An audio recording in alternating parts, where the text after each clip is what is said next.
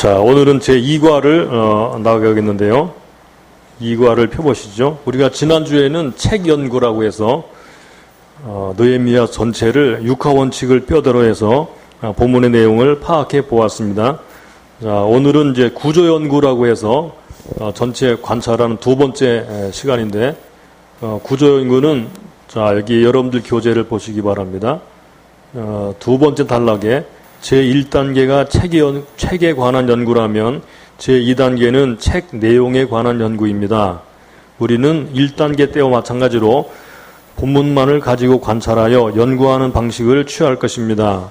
구조 연구의 목적은 저자가 자신의 저작 의도에 맞게 어떻게 자신의 내용들을 적절하게 배치했는가를 아는 것입니다. 구조 연구의 목적은 저자가 자신의 저작 의도에 맞게 어떻게 자신의 내용들을 적절하게 배치했는가 하는 것을 아는 것입니다. 다시 말해서 저자가 자신이 전하고자 하는 내용을 어떻게, 형식이죠, 어떻게 말하는가를 찾는 것입니다. 쉽게 말하면 구조연구는 글의 틀을 파악하는 거예요. 글의 틀. 모든 글은 틀이 있습니다. 틀을 파악하면 내용을 파악하는 데 훨씬 도움이 됩니다. 그래서 오늘은 느헤미야서 전체 1장부터 13장까지를 다시 살펴보면서 느헤미야가 어떤 틀을 가지고 있는가 하는 것을 알아보도록 하겠습니다. 그러면 1번을 보시기 바랍니다. 자, 그러면 이제 먼저 느헤미야서 가지고 있는 책의 구조가 어떤 종류인지를 결정해 보도록 하겠습니다. 여기 구조란 하나의 개념이나 사상을 전달하기 위하여 용어들이 정신적, 언어적, 문학적 형태에 따라서 서로 밀접하게 관계를 형성한 글의 틀 혹은 뼈대를 말합니다. 글은 반드시 구조를 가집니다. 그랬죠. 자, 이 말이 잘 이해가 되지 않는 분들은 별로 신경 쓸 필요 없고 느헤미야서 내용에 더 집중하시면 되겠습니다. 자, 그 성경의 책의 구조의 종류는 5가지가 있는데 1번 밑에 1, 2, 3, 4, 5번 4개가 5개가 있죠. 첫 번째는 전기적 구조. 인물 중심으로 기록되고 있는 성경을 말하는 거예요. 두 번째는 역사적 구조, 사건 중심입니다. 전기적 구조와 역사적 구조의 차이점은 인물을 중심으로 기록해 나가는가 아니면 사건을 중심으로 기록해 나가는가 하는 뼈대가 다른 것을 말해요. 예를 들면은 창세기 같은 경우에요. 1장부터 12장까지는 사건 중심입니다.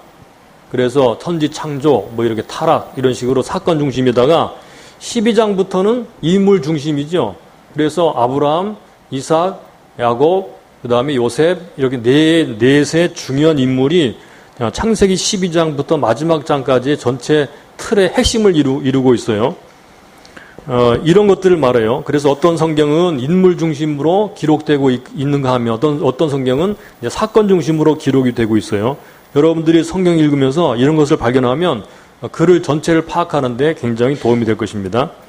자, 세 번째, 연대기적 구조. 이것은 시간 흐름 중심으로 기록하는 것입니다.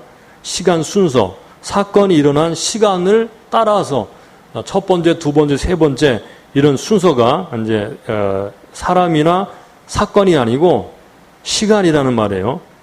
그 대표적인 예가 신약 성경에서 누가복음과 그 다음에 사도행전입니다. 누가복음과 사도행전을 보게 되면 거기에 시간을 따라서 일어난 사건의 순서대로 기록하였다라고 이제 기록이 나와 있어요. 그래서 시간을 중심으로 파악하면 본문을 이해하는 데 도움이 되죠. 자, 네 번째, 지리적 구조. 지리적 구조는 장소 중심입니다. 장소를 중심으로 성경이 기록되고 있고 뼈대를 이루는 것을 말하는데 대표적인 경우는 마가복음이에요. 마가복음은 광야에서부터 예수님의 십자가 그리고 하늘 이렇게 지리적 구조가 왔다 갔다 하지 않고 계속 앞으로 진행하는 그런 구조를 가지고 있습니다. 다섯 번째는 관념적 구조라고 해서 사상이나 개념 중심의 성경들의 이것은 구약 성경의 시편이나 선지서나 또 신약 성경의 서신서나 이런 것들이 다 사상이나 개념 중심으로 기록된 것입니다. 그래서 이 5가지 종류 중에서 느헤미야가 어떤 종류의 구조를 가지고 있는가 하는 것을 결정하라는 것입니다. 그러면 본문의 뼈대를 파악하는 데 도움이 된다고 하는 거예요. 자, 느헤미야는 이 5가지 중에서 어떤 뼈대를 가지고 있을까요? 첫째일까요? 둘째일까요? 셋째일까요? 넷째? 다섯째? 자, 인물 중심일까요? 느헤미야가? 느헤미야가 인물 중심으로 기록되어 있을까요? 그 다음에 느헤미야는 역사적 중심, 즉 사건 중심일까요? 예, 생각이 잘 안 들어가세요? 시간 순서로 기록되거나 장소 중심으로 기록되거나 또 관념적 구조와 같은 사상이나 개념 중심으로 기록되기보다는 느헤미야서는 우리가 지난주에 공부했지만 이야기라 그랬죠. 이야기체, 내러티브라 그랬어요. 내러티브의 중요한 구조가 뭐라 그랬어요? 인물, 사건, 배경, 관점 이라 그랬죠. 그렇다면 전기적 구조나 역사적 구조 중에 하나예요. 그죠? 그렇다면 잘 생각해 보세요. 느헤미야가 어떤 인물을 설명하고 있어요? 아니죠. 네, 느헤미야는 인물, 느헤미야라고 하는 인물에 대해서 말하려는 것이 아니고 느헤미야가 와서 예루살렘 성벽을 재건하는 일들을 기록하고 있어요. 그래서 이것은 사건 중심이에요. 역사적 구조를 가지고 있어요. 네, 사건을 중심으로 기록이 되고 있다는 것입니다. 그러므로 지금 앞으로 나눠질 이제 뼈대도 이제 사건을 토대로 해서 본문을 보게 되면 훨씬 본문을 파악하는데 도움이 된다는 사실이에요. 자, 그러면 넘어가겠습니다. 2번. 위에서 본 글의 구조 형식을 어떤 주요 구조 또는 핵심 구조로 나눌 수 있는지 보십시오. 그랬어요. 자, 이제부터는 도표를 가지고 이제 하나하나씩 본문을 이제 연구하면서 관찰하면서 채워나가도록 하겠습니다. 여러분들 개관도표 교재에 있는 거 쓰지 마시고 제가 다시 만들어 온 이것을 좀 나눠주시고 이걸 사용하시기 바랍니다.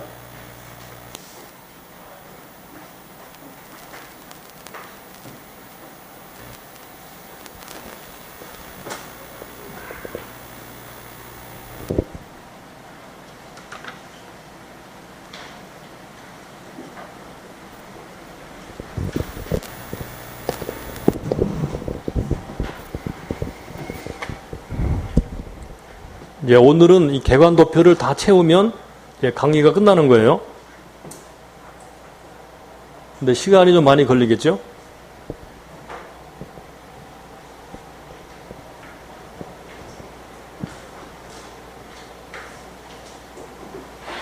일단 제일 먼저 우리가 관찰해야 될 중요한 것은 핵심 구조라고 하는 것입니다. 이걸 핵심 구조 또는 주요 구조라고 불러요. 우리가 지난주에 읽었을 때 느헤미야가 크게 2개의 구분으로 나눠진다 그랬죠? 그 2개의 주요 구분으로 나눠지는 각각의 그 단원에서 나타났던 중요한 핵심 단어 2가지가 있어요. 하나는 뭐예요? 성벽, 성벽. 또 하나는 율법. 그래서 1장부터 몇 장까지가 성벽이라는 말이 많이 나오고 성벽 재건에 관한 이야기들이 기록되어 있죠? 7장까지예요. 여기 7장까지고. 8장부터는 율법을 읽고 깨닫게 하고 사람들이 이제 말씀대로 살고자 언약을 맺고 이제 그런 이야기가 나오죠. 그래서 7절부터 1장부터 7장까지는 하나의 큰 구조, 8장부터 마지막 장까지는 또 다른 하나의 큰 구조로 나누어져 있어요. 그러면 이제 이것을 간단하게 기록을 해보는 거예요. 이쪽에는 무슨 얘기라고요? 예루살렘 성벽 재건. 예루살렘 성벽 재건이죠. 이것은 성 회복이에요. 예루살렘 성 회복. 그러면 8장부터 마지막 13장까지는 뭐의 회복이에요? 이스라엘의 이제 율법이 회복되는 거죠. 율법의 회복. 율법의 회복이에요. 여기는 이것은 외적인 거죠, 그죠? 요거는 성벽을 회복시키는 것이니까 외적인 거예요. 요거는 율법을 회복시키는 것이니까 사람들의 마음, 삶에 대한 이야기니까 이것은 내적인 것입니다. 자, 여러분들이 느헤미야를 항상 기억할 때는요, 이 두 가지 뼈대가 있다는 것을 꼭 기억하시 바랍니다. 이제 눈으로 다시 한번 확인해 보죠. 자, 관찰도표를 펴시고 한번 보세요. 1장부터 쭉 보시면, 자, 1장의 이야기는 뭐죠? 자, 확인해 보겠습니다. 1장의 이야기는 뭘까요? 오늘 계속 반복해서 여러분들이 집에 가실 때쯤이면 느헤미야서 1장부터 13장까지 전체 이야기의 흐름을 뼈대를 여러분이 다 기억하고 돌아가시게 될 거예요. 자, 1장의 이야기는 뭐예요? 느헤미야가 기도하는 거죠. 2장은 뭐예요? 왕의 허락을 받고 예루살렘 성으로 돌아오는 거죠. 네. 그 다음에 3장은 뭐예요? 성벽을 재건하는 구체적인 사람들 이름이 길게 기록이 되어 있어요. 4장은 뭐예요? 예, 대적들이 무력으로 침공을 하려고 협박하고 호시탐탐 노리는 이야기예요. 그것을 잘 막아낸 이야기예요. 5장은 무슨 얘기예요? 그렇죠. 내적인 분열이에요. 그래서 빈부격차가 심해서 내적으로 갈등이 아주 많았죠. 그것을 잘 해결하면서 이제 성벽 건축이 계속 진행되죠. 6장은 뭐죠? 첫 번째 무력 공격이나 그 다음에 내적인 그런 분열들로 인해서 어려움을 겪지만 잘 견디어낸 느헤미야를 6장에서는요, 지도자인 느헤미야를 제거하려고 여러 가지 방법과 수단을 사용하는 것입니다. 타겟은 느헤미야 자체, 느헤미야 자신이에요. 6장은 그래서 편지도 보내고 거짓 선지자들에게 돈을 줘서 거짓 예언도 하게 하고 이렇게 해서 느헤미야를 타락시키거나 사람들에게 지도력을 잃어버리게 하려고 하는 시도가 6장에 나와요. 여러분 자꾸 기억하세요. 그리고 7장은 무슨 얘기일까요? 6장은 그래서 그런 상황 속에서도 성벽 건축이 끝났다는 얘기예요. 그죠? 6장에서 끝났다는 얘기입니다. 엘루럴 25일. 엘루럴이 무슨 달이라 했어요? 지난주에 공부할 때. 6월. 6장은 6월. 예, 66이에요. 6장에서 6월 25일 날 끝나는 거예요. 예, 6장은 6월 25일 날 성벽 건축이 끝난다. 그리고 7장은 뭐죠? 바로 그 건축된 예루살렘 성에 돌아온 사람들의 이야기예요. 예루살렘으로 돌아온 사람들, 유다로 돌아온 사람들, 그래서 성이 건축되었다. 성이 건축되었는데 하나님께서 이러이러한 사람들을 돌아오게 하셨다라고 돌아와서 본성에 거했다라는 말이 7장에 아주 길게 기록이 되죠. 여기까지가 성벽 건축이에요. 이제 이해되시죠? 그 다음에 8장으로 들어가면 갑자기 누가 등장해요? 에스라가 등장하죠. 에스라가 등장하면서 에스라가 뭘 하죠? 율법책을 가지고 수문 앞 광장에 모여서 온 이스라엘 백성들에게 율법책을 낭독해요. 그리고 레위 사람들은 율법책을 들은 사람들에게 구체적으로 깨닫게 하죠. 이런 일을 벌이죠. 이것이 8장 이야기입니다. 그 다음에 9장은 무슨 얘기일까요? 9장과 10장은 여러분 기억하세요. 그리고 8장은 율법을 읽어 들리고 깨닫게 하는 것이고요. 9장과 10장은 듣고 나서 회개하는 거예요. 회개하고 언약을 갱신하는 거예요.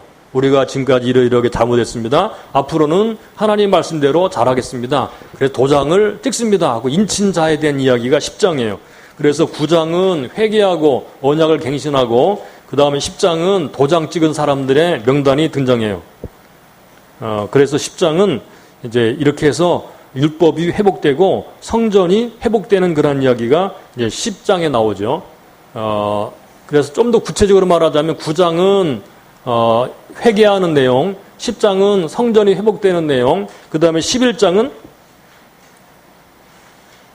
이제 본성, 본 기업에 거했다라는 말이 11장은 집중적으로 등장해요. 그래서 예루살렘과 그리고 그 외에 여러 촌락에 돌아와서 거한 이야기. 이것은 11장은요. 그래서 하나님의 나라를 모형으로 하는 이스라엘 왕국이 회복되었음을 알려주는 부분이에요. 그래서 여러 종류의 사람들이 등장하면서 이러이러한 사람들이 예루살렘에 거했고 이러이러한 사람들이 어느 동네에 거했다라는 이야기가 11장에 등장합니다. 자, 11장은 왕국의 회복입니다. 예루살렘을 비롯해서 이스라엘이 회복되는 이야기, 사람들이 예루살렘과 여러 성에 거했다라는 이야기. 12장은 뭐죠? 계속 이어서 이야기하는데 12장의 핵심은 낙성식. 예. 예루살렘 성벽 봉헌식이 있어요. 봉헌식. 12장은 예루살렘 성벽 봉헌식. 13장은 뭐죠? 다시 타락하고 느헤미야가 하나님께 호소하면서 기도하는 이야기. 이게 13장이에요.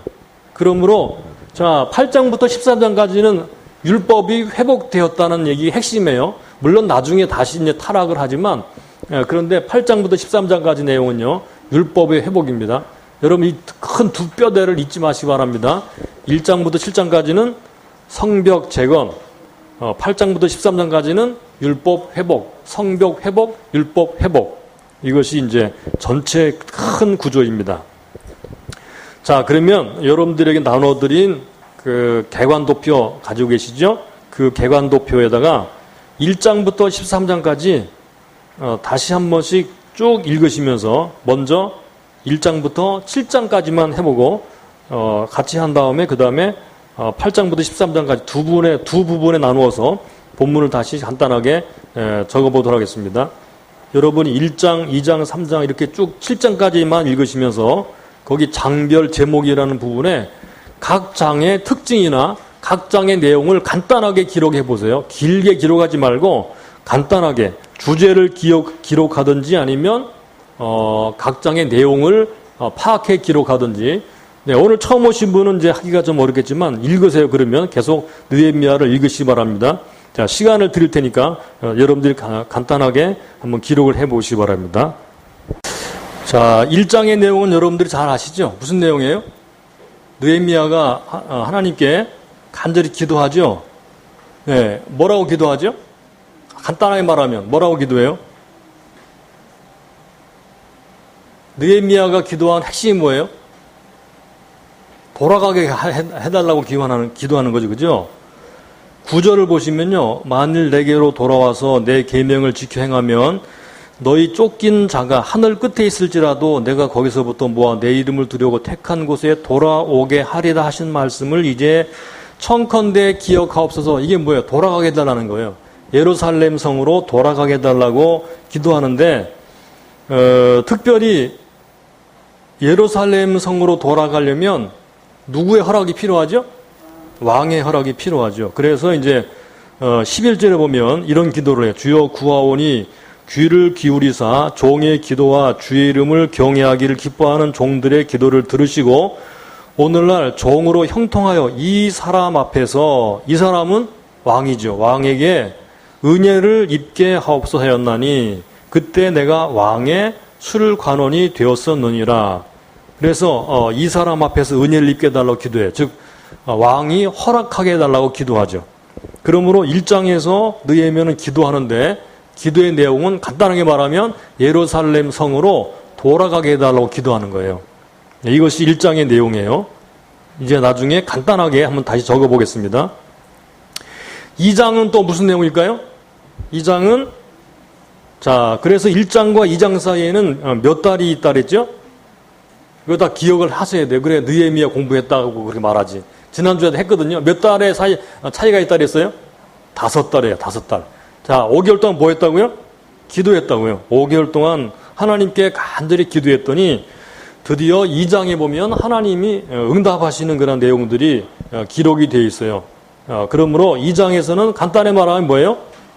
왕이 돌아가도록 허락을 했어요. 특별히 여기는 이제 자세한 내용은 나오지 않지만 왕이 여기 나오는 느헤미야에게 총독의 직위를 내리고 드디어 예루살렘으로 돌아가게 하죠. 군대 장관과 마병까지도 주면서 조소까지 주면서 예루살렘 성으로 돌아가게 합니다. 그래서 돌아왔습니다. 자, 그게 10절까지가 돌아왔다. 왕의 허락을 받고 돌아왔다. 그런 말이죠. 그 다음에 11절부터 마지막 절까지는 2장 마지막 절까지는 돌아와서 예루살렘 성의 무너진 곳을 여기 은밀하게 살피죠. 그 다음에 예루살렘 성벽을 건축하자. 이렇게 이제 시작을 사람들에게 말하고 설득합니다. 이게 2장 이야기인데요. 간단히 말하면 뭘까요? 왕의 허락을 받고 돌아와서 예루살렘 성 건축을 준비하는 거예요. 이제 사람들의 마음을 움직이고 살펴보고 하는 것까지 다 포함되죠. 자, 이제 여러분 기억하세요. 나중에 이제 다 덮고 1장부터 쭉 이제 기억하라면 굉장히 이건 이야기니까 쉽습니다. 자, 3장으로 가보면은 무슨 내용일까요? 예, 드디어 성벽을 건축하죠. 그래서 1절에 보니까 때에 대제사장 엘리야십이 제일 먼저 나오는 사람이 누구예요? 엘리야십. 자, 엘리야십 대제사장이 누구의 손자일까요? 여호수아의 손자예요. 여호수아. 여러분 잘 알죠? 스가랴서에 나오는 여호수아 선지자. 스룹바벨과 여호수아가 1차 귀환 때 돌아왔어요. 그래서 예루살렘 성전을 건축하죠. 그리고 바로 이 여호수아의 아들이 요아김이고 요아김의 아들이 엘리야십이에요. 그리고 엘리야십 때에 일어난 일이에요. 엘리야십이 제일 먼저 나오고 그 형제 제사장들과 함께 일어나 양문을 건축하여, 양문은 바로 그 제사를 드리기 위해서 양이 들어오는 분이죠. 성별하고 문짝을 달고 또 성벽을 건축하여 한메아 망대에서부터 하나넬 망대까지 성별하였고, 이렇게 해서 이제 건축한다는 말이 3장에는 처음부터 끝까지 계속 등장하죠. 예, 다 읽을 수는 없고요. 그러므로 3장은 예루살렘 성벽을 건축하기를 시작하다. 예루살렘 성벽을 건축하다. 예, 그런 내용이죠. 예. 자, 여기까지 복습하면 1장은 하나님께 느헤미야가 돌아가게 해달라고 기도하다. 5개월 동안 기도하죠. 2장은 왕의 허락을 받고 돌아와서 성벽 건축을 준비하는 거죠. 예, 3장은 드디어 각 부분대로 예루살렘 성벽을 건축을 시작하는 거죠. 자, 4장을 가볼까요? 4장을 여러분이 잘 알고 있는 바대로 4장의 내용이 뭐냐면 대적들이 방해하는 거예요. 어떤 식으로 방해하죠? 자, 어떤 식으로 방해할까요?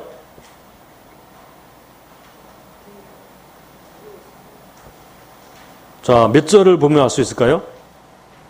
11절 보세요. 11절. 10절, 11절. 유다 사람들은 이르기를 흙무더기가 아직도 많거늘 담보하는 자의 힘이 쇠하였으니 우리가 성을 건축하지 못하리라 하고, 우리의 대적은 이르기를, 여기 나오는 대적들은 산발랏 이런 사람들이에요. 도비야 이와 같은 사람들의 군대들이에요. 우리의 대적은 이르기를 저희가 알지 못하고 보지 못하는 사이에 우리가 저희 중에 달려들어가서 살육하여, 그죠? 살육하여 역사를 그치게 하리라 하고, 그 대적의 근처에 거하는 유다 사람들도 그 각처에서 와서 10번이나 우리에게 고하기를 너희가 우리에게로 와야 하리라 하기로. 그래서 대적들이 이제 곧 군대를 동원해서 쳐들어와서 성벽 건축을 방해할 것이다, 중단시킬 것이다 라는 첩보가 다 들어오고, 그래서 어떻게 했어요? 자, 13절에 보세요. 내가 성 뒤 낮고 넓은 곳에 백성으로 그 종족을 따라 칼과 창과 활을 가지고 서게 하고, 내가 돌아본 후에 일어나서 귀인들과 민장과 남은 백성에 고하기를 너희는 저희를 두려워 말고 지극히 크시고 두려우신 주를 기억하고 너희 형제와 자녀와 아내와 집을 위하여 싸우라 그랬죠. 20절에 보시면요, 우리 하나님이 우리를 위하여 싸우시리다. 그 사장은요, 대적들의 무력 공격을 막아내는 이야기예요. 특별히 여기 13절에서는요, 낮고 넓은 곳에 종족을 따라서 칼과 창과 활 가지고, 즉 무장을 하고 다 집결하게 했어요. 이제 이때 우리가 자세히 보겠습니다만 좀 심심하니까 곁들여서 한마디 말씀드리자면, 왜 이렇게 넓은 곳에 다 집결하고 무장하고 그렇게 모이게 했을까요? 요즘에도 보면은 우리가 무슨 무기 가지고 있다 뭐 이렇게 막 공개적으로 하는 것도 있고 숨기는 것도 있잖아요. 숨길 때마다 드러낼 때가 있거든요. 여긴 다 드러냈어요. 그죠? 왜 그랬을까요? 대적들이 딱 보고, 아, 우리가 들어가도 안 되겠구나. 전쟁하지 않기 위해서 미리 방비하는 거예요. 전쟁이 일어나면 어떻게 될까요? 성벽 건축이 중단되겠죠? 그러면 어떻든 간에 싸우지 않고 적을 막아내야 되는 거예요. 지금 느헤미야가 굉장히 지혜롭죠. 그래서 이 사람들이 15절 보세요. 우리의 대적이 자기의 뜻을 우리가 알았다함을 들으니라. 하나님이 저희의 꾀를 패하셨으므로 우리가 다 성에 돌아와서 각각 역사하였는데, 그래서 이제 한 손으로는 무기를 들고 한 손으로는 이제 삽을 들고, 말하자면 그런 식으로 방비하면서 성벽 건축하는 이야기가 4장에 나와요. 간단히 말하면 뭘까요? 적들의 무력 공격을 막아내면서 성벽을 건축했다는 얘기예요. 자, 기억하시겠죠? 5장으로 가볼까요? 5장은 우리가 잘 아는 바대로 1절 보세요. 때에 백성이 그 아내와 함께 크게 부르짖어 형제 유다 사람을 원망하는데, 부르짖는다는 말이 많이 나오고 돈 문제가 나와요. 그 뒤에 보면은 4절, 혹은 말하기를 우리는 밭과 포도원으로 돈을 빚내어 세금을 바쳤도다. 우리 육체도 우리 형제의 육체와 같고 우리 자녀도 저희 자녀 같거늘 이제 우리 자녀를 종으로 파는도다. 우리 딸 중에 벌써 종된 자가 있으나 우리의 밭과 포도원이 이미 남의 것이 되었으니 성장할 힘이 없도다. 내가 백성의 부르짖음과 이런 말을 듣고 크게 노하여, 그래서 꾸짖고 이제 그렇게 하지 않겠다. 비싼 이자 받고 돈 빌려주지 않겠다. 그런 맹세를 뒤에 하게 해요. 그래서 이제 그런 문제를 해결하고 성벽을 계속 건축해 나가죠. 그러므로 5장은 무슨 얘기죠? 간단히 말하면 내부 문제예요. 그죠? 빈부격차, 내부의 분열을 지혜롭게 잘 해결하면서 성벽 건축을 계속 진행하는 얘기입니다. 느헤미야는 자신이 본을 보였어요. 총독의 녹을 먹지 않았다 그랬죠. 14절에서 그렇게 말을 했고요. 15절 그 이유는 오히려 다른 사람들이 먹을 것을 다 대주면서까지도 성벽 건축에 집중했던 느헤미야의 이야기가 등장합니다. 자, 여기까지 다시 복습, 반복. 1장, 느헤미야가 하나님께 돌아가게 해달라고 간절히 기도하죠. 2장, 왕의 허락을 받고 돌아와서 준비하죠. 네. 그 다음에 3장은 각 부분을 나누어서 사람들이 성벽 건축을 시작하죠.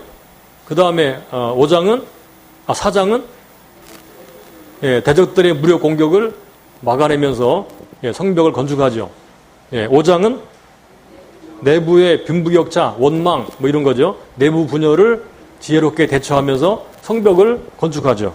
네, 그런 얘기예요. 그 다음에 6장으로 가보죠. 6장은 또 무슨 얘기일까요? 6장 여러분들 읽어보셨죠? 6장은 음모가 있어요. 음모. 그죠? 느헤미야를 제거하려고 하는 음모를 꾸밉니다.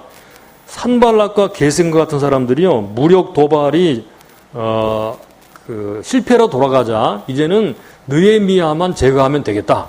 느헤미야를 제거하려고 하는 음모를 꾸밉니다. 첫 번째는 어디서 만나자 그랬어요. 그럼 만나면 어떻게 되겠어요? 살해하는 거예요. 근데 안 오니까 뭘 보냈어요?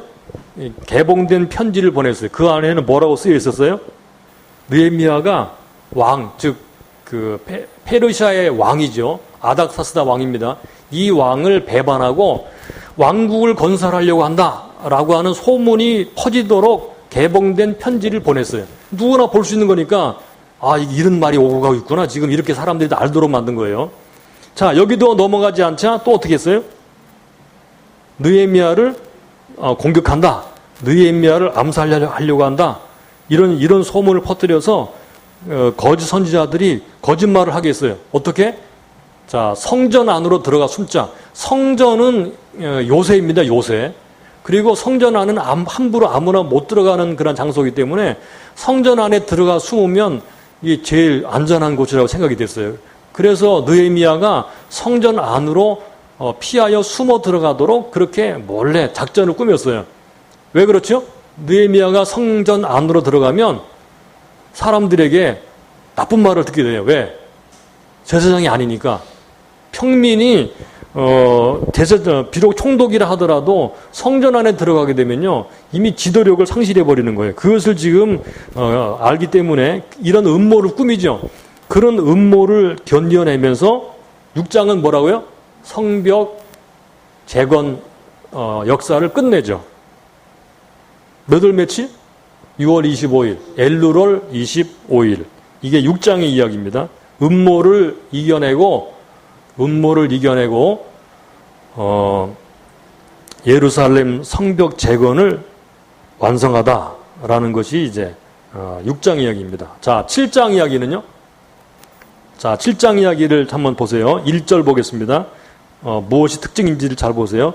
성이 건축됨에 문짝을 달고 문지기와 노래하는 자들과 레위 사람들을 세운 후에 내 아우 하나니와 영문에 관한 하나냐로 함께 예루살렘을 다스리게 하였는데 하나냐는 유인이 충성되어 하나님을 경외함이 무리에서 뛰어난 자라.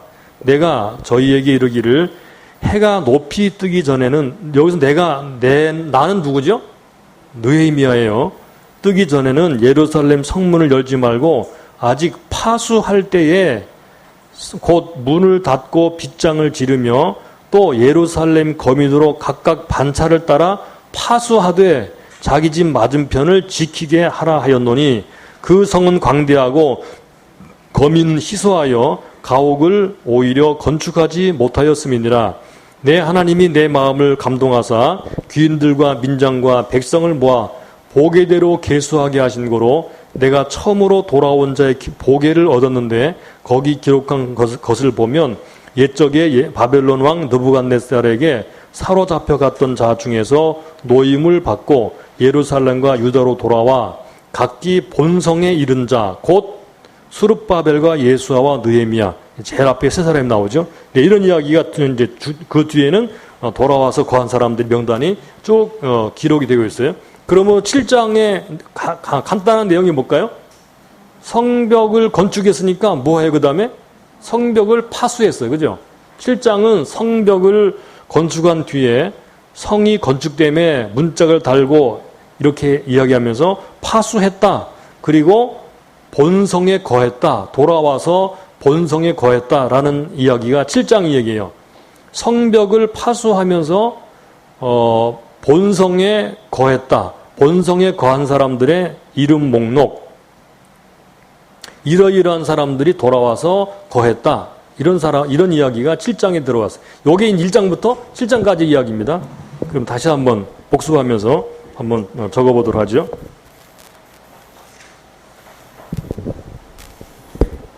자, 1장은 언약에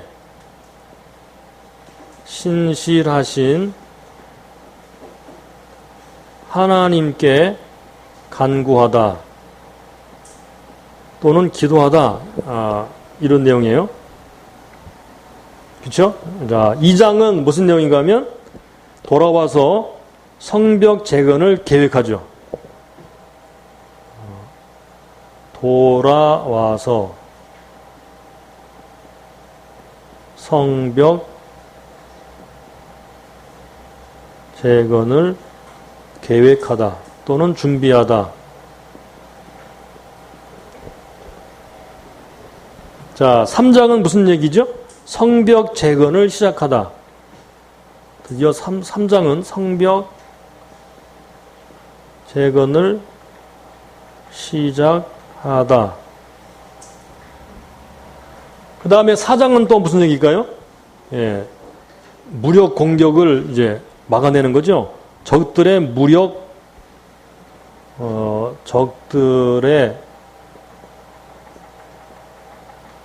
무력 회방을 막아내다. 예. 공격은 안 했으니까 회방이라고 그냥 적죠. 5장은 무슨 얘기인가 하면 내부의 갈등을 해결했죠. 예, 백성들의 갈등을 해결하다.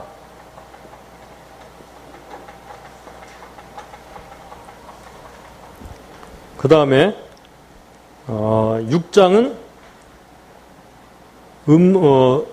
느헤미야에 대한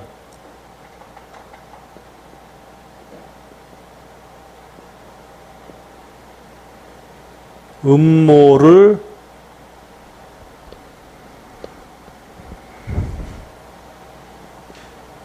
견디고 이겨내고 완성하다. 성벽을 완성하다. 역사를 끝내다. 그렇게 되겠어요. 7장은 자, 성벽을 끝냈으니까 성벽을 파수하면서 본성에 거하다. 돌아온 자들이 본성에 거하다. 그래서 7장은 돌아온 자들의 명단이 새까맣게 기록이 되어 있어요. 이제 요게 이제 1장부터 7장까지 얘기고, 요게 지금 성 회복에 관한 이야기예요. 자, 기억하시겠죠?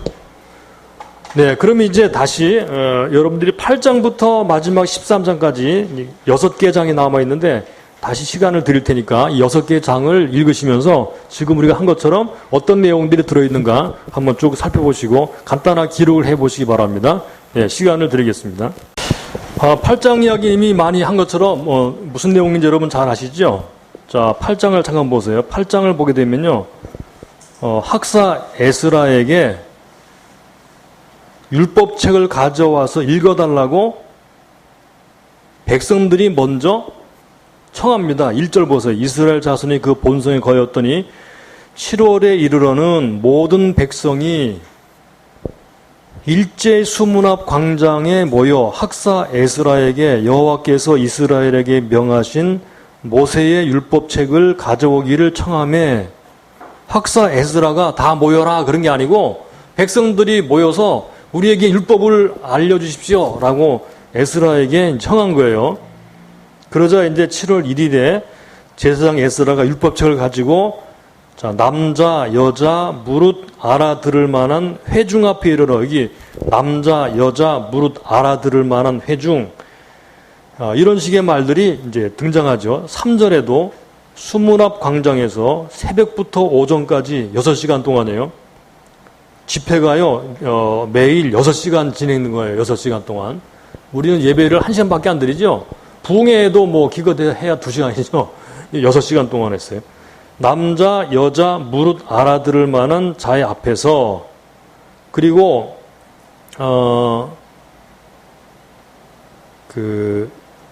여기 모든이라는 말이요, 8장에서 여러 번 등장해요.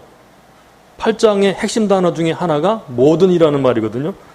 자, 모든 백성, 8장 1절에도 모든 백성이, 그 다음에 3절에도 뭇 백성이 그 율법책에 귀를 기울였는데, 5절에도 학사 에스라가 모든 백성 위에 서서 저희 목전에 책을 펴니 책을 펼 때에 모든 백성이 모든 백성이 일어서니라. 에스라가 광대하신 하나님 여호와를 송축하며 모든 백성이 손을 들고 아멘 아멘 응답하고 몸을 굽혀 얼굴을 땅에 대고 여호와께 경배하였네. 한번 상상해 보세요. 우리는 하나님께 예배 드릴 때 절을 하지는 않죠. 여기 보게 되면 이 사람들은 얼굴을 땅에 대고 몸을 굽혀 하나님을 경배했어요. 아멘 아멘 하면서. 7절도 레위 사람들이 다 그 처소에 섰는 백성의 율법을 깨닫게 하는데, 또 8절도 보면 백성으로 그 낭독하는 것을 다 깨닫게 하며, 모든이라는 거죠. 9절 백성이 율법의 말씀을 듣고 다 우는지라. 전부 다 울었어요. 총독 느헤미야와 제사장 겸 학사 에스라와 백성을 가르치는 레위 사람들이 모든 백성이 이르기를 오늘은 너희 하나님 여호와의 성일이니 슬퍼하지 말며 울지 말라 하고, 11절도 레위 사람들도 모든 백성을 정숙해 하여 이르기를 12절도 모든 백성이 곧 가서 먹고 마시며 나누어 주고 크게 즐거워하였으니 또 13절도 그 이튿날 뭇 백성의 족장들과 제사장들과 레위 사람들이 율법 말씀을 밝히 알고자 학사 에스라의 곳에 모여서 또 왔죠. 15절에도 또 일러스되 모든 성읍과 예루살렘에 공포하여 이르기를 17절에도 사로잡혀 돌아온 회무리가 다 초막을 짓고 이런 식으로 8장에서는요 율법을 잊고 깨달으면서 신령이 회복되고 말씀이 회복되는 그런 모습이 몇몇 사람들에게만 해당되는 것이 아니고 모든 백성에게 즉 말씀을 알아들을 만한 남자나 여자나 어린아이나 할 것 없이 말씀을 무슨 말인지 알아들을 수 있는 모든 사람들에게 다 임했다는 거예요. 이게 8장의 이야기입니다. 간단히 말하면 뭘까요? 율법을 읽혀서 듣고 깨달았다 하는 말이죠. 간단히 말하면 8장은 모든 백성이 율법 말씀을 듣고 깨달았다. 심령의 부흥이 일어났다. 그런 말이죠. 자, 그래서 이제 같은 달 24일 날에 이스라엘 자손이 다 모여 금식하며 9장 1절 굵은 배를 입고 티끌을 부르으며 모든 이방 사람과 절교하고 서서 자기의 죄와 열죄 허물을 자복했다 그랬죠. 3절에도 죄를 자복하며 그래서 그 뒤에 보게 되면요. 자기들이 무슨 죄를 졌다고 하는 얘기를 쭉 이제 역사를 따라서 계속 조상들의 죄를 자복하고 자기들의 죄를 자복하고 회개하는 이야기가 등장합니다. 이게 9장 이야기예요. 특별히 크게 설만하게 하였사오나 교만하다라는 말이 16절, 그 다음에 18절, 26절, 29절 이런 절에서 여러 번 등장하게 하면서 말씀 나오죠. 그래서 9장은 간단히 말하면 회개하는 얘기, 자복하고 회개했다 그런 말이죠. 그리고 이제 마지막 절에 38절 우리가 이 모든 일을 인하여 이제 견고한 언약을 세워 기록하고 우리의 방백들과 레위 사람들과 제사장들이 다 인을 치나이다 하였느니라. 그래서 38절을 10장에 껴다 붙이면요. 39절은 회개했다는 얘기고요. 10장은 언약을 갱신하면서 도장을 찍었다는 얘기입니다. 그리고 이제 성전을 잘 보존하고 성전을 잘 섬기겠다. 그런 내용들이 이제 10장에 등장하죠. 그러므로 9장은 죄를 자복하고 언약을 세우다라는 얘기고요. 죄를 자복하고 언약을 세우다는 얘기고 10장은 백성들이 율법에 기록된 대로 행할 것을 맹세하는 이야기가 10장의 이야기예요. 그러므로 9장과 10장은 회개와 언약갱신입니다. 자, 11장으로 가볼까요? 11장은 여기 앞에 있는 패턴과 비슷해요. 잠깐 다시 앞으로 가보게 되면요. 6장은 뭐라 그랬죠? 6장은 또 금방 잊어버리셨어요? 6.25. 6월 25일 6.25. 뭐 한 날이에요? 예, 성벽 건축을 완성한 날이에요. 성벽 건축을 완성한 다음에 7장 이야기는 성벽을 파수하며 돌아와서 거한 사람들의 이야기죠. 그리고 다시 뒤로 돌아가서 10장, 11장, 8, 9, 10장은 무슨 얘기인가 하면 율법을 회복하고 회개하면서 언약을 다시 갱신하죠. 그리고 난 다음에 11장도 패턴이 비슷한데 앞에 것과 비슷한데 11장은 돌아온 사람들이 본성과 각 촌에 머물렀다 그런 얘기예요. 그래서 11장에 보게 되면요. 백성의 두목들은 예루살렘에 머물렀고 그 남은 백성은 제비 뽑아 10분의 1은 거룩한 성 예루살렘에 와서 거하게 하고 그 9분은 다른 성읍에 거하게 하였으며 무릇 예루살렘에 거하기를 자원하는 자는 백성들이 위하여 복을 빌었느니라. 3절 각각 그 본성 본 기업에 거하였고 예루살렘에 거한 그 도의 두목들은 이러하니, 그러면서 이제 각 본성 즉 예루살렘 성과 각 촌에 거했다. 누가 어디에 거했나 하는 이야기들을 쭉 하고 있습니다. 그래서 거했다는 말이 계속 등장해요. 4절, 그 다음에 6절, 그 다음에 20절, 21절, 22절, 25절부터는 각 절마다 거했다라는 말이 등장합니다. 그러므로 11절은 11장은 백성들을 예루살렘과 각 촌에 거하게 하다. 그러니까 느헤미야가 율법이 회복된 다음에 백성들을 예루살렘에 거할 사람, 그다음에 각 촌에 거할 사람 다 나누어서 이렇게 다 거하게 하였다. 그런 말입니다. 그 다음에 12장에 들어가서는요, 사실은 12장 26절까지가 앞에서 말하는 것의 연속이에요. 누가 돌아왔는가? 특별히 12장은 돌아온 제사장 족보가 나와요.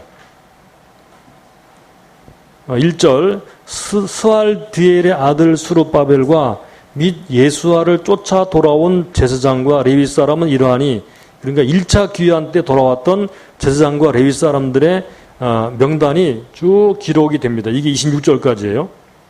그리고 27절까지는 이제 성벽 봉헌식을 진행하죠. 그러므로 여러분들은 그냥 12장은 제사장 명단하고 성벽 봉헌이라고 생각하시면 돼요. 성벽 봉헌식이 그 뒤에 쭉 나오죠. 두 때로 이제 나누어서 성전에서 제사 드리면서 크게 즐거워하죠. 그러므로 12장의 이야기는 성벽을 봉헌하고 즐거워하며 감사 찬송하다라는 얘기입니다. 성벽을 봉헌하고 하나님께 감사 찬송을 올리죠. 그 다음에 13장은 다시 옛날로 돌아가는 모습이에요. 언약을 어겼어요. 언약을 어긴 백성들을 책망하고 다시 회복시키면서 기도로 끝나죠. 이게 13장의 얘기예요. 그럼 간단하게 한번 적어보겠습니다. 8장은 무슨 내용인가 하면 율법을 읽혀 듣고 깨닫게 하다. 이게 이제 8장의 이야기고요. 9장은 무슨 얘기인가 하면 죄를 자복하고 언약을 세우다. 자복하고 언약을 세우다.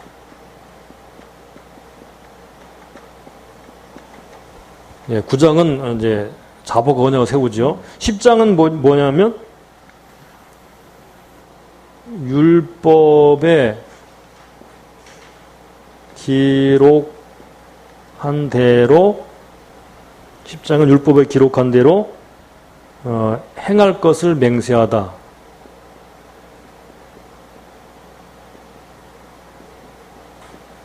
그래서 9장과 10장은 언약을 갱신하고 율법대로 따를 것을 맹세하는 이야기가 바로 9장과 10장의 이야기입니다.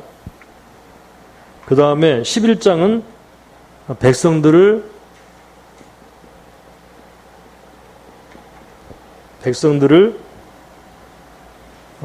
예루살렘과 각 촌에 거하게 하다.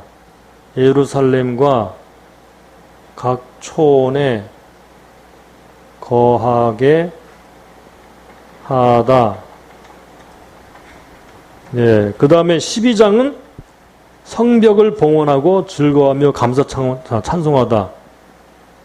성벽을 봉헌하고 즐거워하며 감사 찬송하다.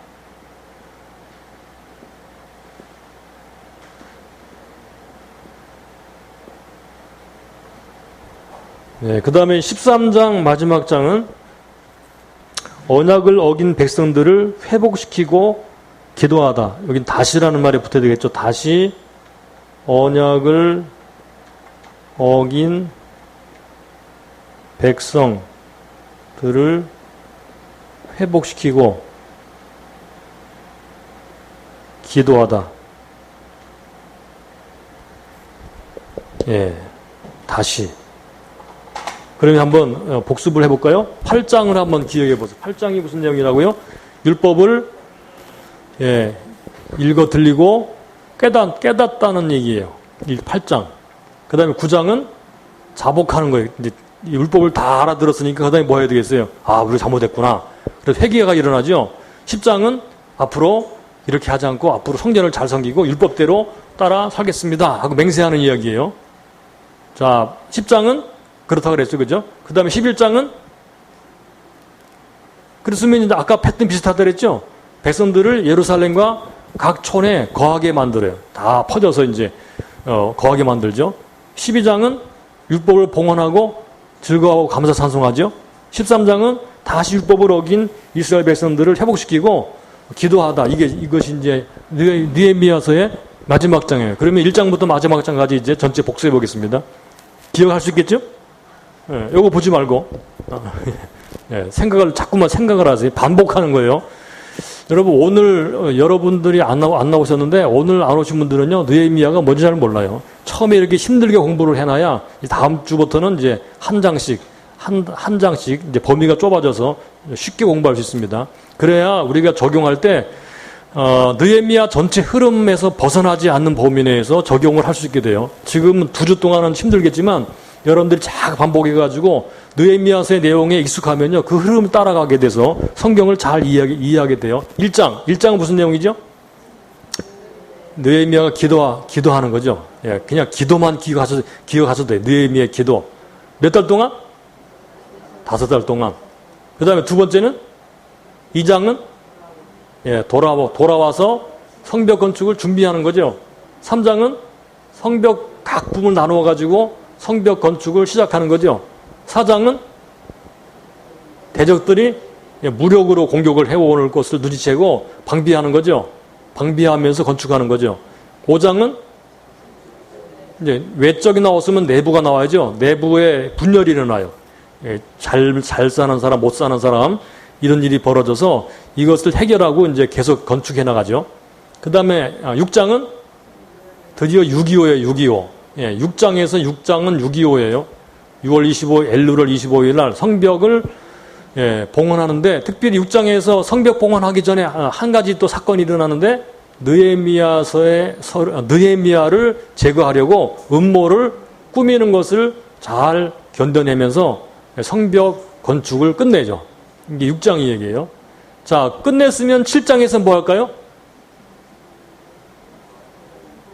성벽을 지켜야죠. 그죠? 성벽을 다 끝냈으니까 성벽을 파수하면서 지키면서 예루살렘에 거했다. 그런 얘기가 바로 7장에 요게 이제 뭐라고요? 큰 뼈대 첫 번째예요. 성벽 재건. 그죠? 8장부터 14장까지는 율법 회복. 8장은 무슨 얘기예요? 에스라를 통해서 율법을 읽혀 듣고 깨닫고 깨달았다. 이런 얘기가 8장 얘기고요. 자, 깨달았으니까 9장에서는 뭐 해야 돼요? 회개해야죠. 회개하고 자복해요. 역사를 따라서 옛날부터 하나님 우리를 이렇게 쭉 인도하셨지만 우리가 교만하고 설만해서 이러이러한 죄를 범하였습니다. 이제 용서해 주시고 다시 회복시켜 주십시오라고 하는 기도가 이제 그 9장에 나와요. 그리고 이제 38절 마지막 절에 도장을 찍는다는 말이 나오고 그 인친 사람의 이야기 명단이 10장에 나오면서 이스라엘 백성들이 앞으로 율법대로 하겠습니다라고 맹세가 이제 10장에 나와요. 그러므로 9장은 회개, 10장은 맹세예요. 예. 이게 이야기니까 이야기 전개대로 이렇게 기억하면 쉽죠, 그죠? 그 다음에 11장은 뭐예요? 자, 맹세 끝났으니까 어떻게 하겠어요?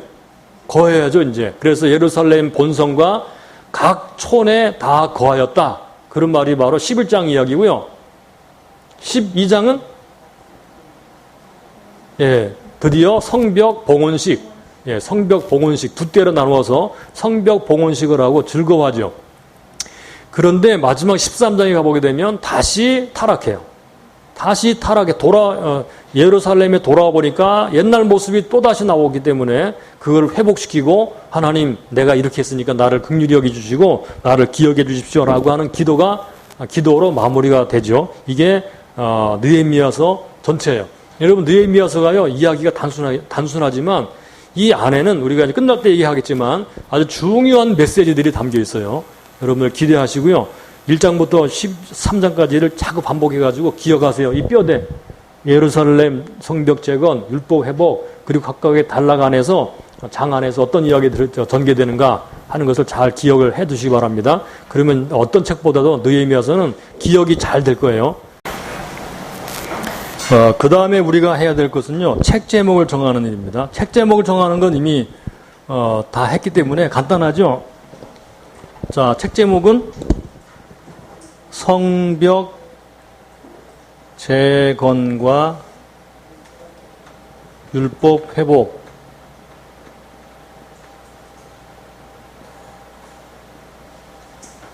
예, 요게 책 제목으로 정하면 좋겠어요. 물론 다른 것도 할 수가 있어요. 근데 간단하게 성벽 재건과 율법 회복 이렇게 정해놓으면 좋을 거라고 생각이 됩니다. 그 다음에 우리가 또 해야 될 것은요, 이 내용 분석란을 채우는 거예요. 내용 분석란은 우리가 지금까지 관찰했던 각 장을 여러 가지 관점으로 한번 살펴보는 것입니다. 제일 먼저 살펴볼 게 뭐냐면 사건 중심으로 보는 거예요. 사건이 어떤 사건들이 일어났는가.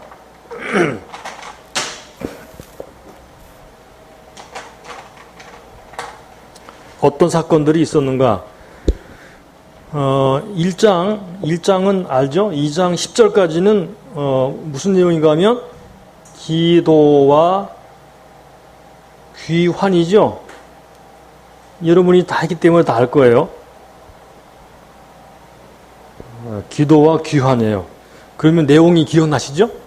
지금도 나는 내용이 기억이 안 나겠다. 그러면요, 검사 받아보셔야 돼요. 무슨 검사? 치매 검사 받아보셔야 돼요. 지금 지난주부터 지금까지요, 계속 반복했거든요. 왜 이렇게 복잡하게 그냥 도표 하나 제가 한 거 나눠드리면 끝나는데, 왜 이렇게 계속 반복해서 하겠어요? 자꾸 반복해서 기억하도록 하는 거예요. 그래야지 그 다음부터 쉽게 풀어나갈 수 있으니까. 자, 기도와 귀환이고요. 그 다음에 2장, 3장, 2장 11절부터 3장까지는 뭘까요? 건축 시작, 재건 시작. 그 다음에 4장은 무슨 내용인지 아시죠? 무슨 사건이죠? 이거는 무력, 공격, 방어. 무력, 공격, 방어. 기억나시죠? 5장은 내부 갈등 해결. 갈등 해결. 그렇죠? 6장은 음모.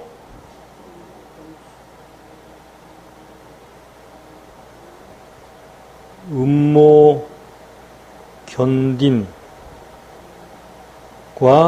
완공. 성벽이 완공됐죠. 음모를 견디면서 성벽을 완공시켰어요. 이게 6장 이야기고요. 자, 7장은 무슨 얘기였어요? 무슨 사건이었어요? 예, 여기 보면은 우리가 파수한다는 말이 나온다 그랬죠? 이거는 성벽 파수. 성벽 파수와 거함, 본성의 거함. 예, 요 사건이 나타나고요. 8장은 뭐였어요? 어떤 사건이었어요? 율법을 읽고 깨달았죠? 율법을 깨달음. 9장은 뭐였어요? 9장과 10장까지는 우리가 뭐였는가 하면 회개했죠. 그죠? 회개와 언약, 갱신. 회개와 언약, 갱신. 기억나시죠? 그 다음에 11장부터 12장 26절 여기까지요. 여기 선이 이렇게 그려주세요. 12장 26절까지는 예루살렘과 본 기업의 거함. 예루살렘과 본 기업의 거함. 12장부터 마지막 장까지는 이건 성벽 봉헌. 그 후, 봉헌과 그 후. 마지막에 다시 갈등이 일어나죠. 요게 이제 사건으로 본 내용 분석이에요. 한 가지만 더 이제 적어보고요. 요거를 좀 더 간단하고 간편하게 써보자면요. 요거는 흐름을 중심으로, 글의 흐름을 중심으로 한번 적어보겠습니다. 흐름. 첫째, 준비하는 거죠. 기도하면 준비. 그 다음에 그 다음에 나오는 게 이제 시작이죠. 시작. 준비했다가 시작하고, 그리고 4, 5, 6장은 문제예요. 문제. 그죠? 문제들. 어떤 문제가 일어났는가? 세 가지 문제가 있었어요. 여러분, 오늘날도요, 이 세 가지 문제가 교회 안에 고스란히 있어요. 외적인 그러한 문제, 내적인 문제, 그리고 지도자에 대한 문제, 이런 것들이 교회 안에 고스란히 있기 때문에 이런 식으로 적용할 수 있어요. 문제들. 7장에서는, 그러면서도 완공 또는 완성. 그리고 8장은 율법 봉독.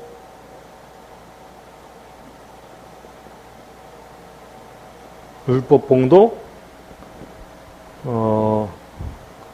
언약 갱신. 9, 10장은 언약 갱신. 11장은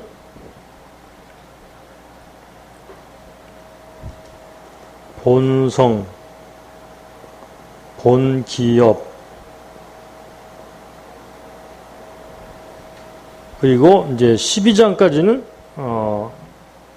이건 봉헌식이죠. 봉헌식. 그리고 마지막 부분은 실패와 기도. 자, 이런 식으로 내용이 이렇게 나눠져 있어요. 이게 자꾸 반복하는 이유는요, 이런 각도 저런 각도로 본문을 우리가 알고 파악하기 위해서 그러는 것입니다. 이거를 좀 더 간편하게 우리가 마지막을 하나만 더 간편하게 해보죠. 요거는 1장은 기도예요. 기도. 이것은 회복의 기도예요. 회복의 기도. 그래서 여기 7장까지는 성벽 회복이에요. 성벽 회복. 그리고 6장까지가 성벽 회복이고요. 7장은 백성의 회복. 백성 회복. 완공한 다음에 이제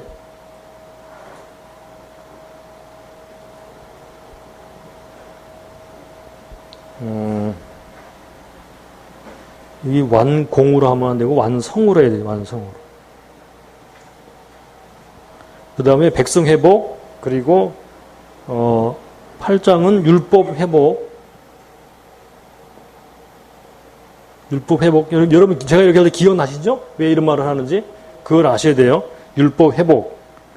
그 다음에 여기까지는 언약 회복. 언약 회복.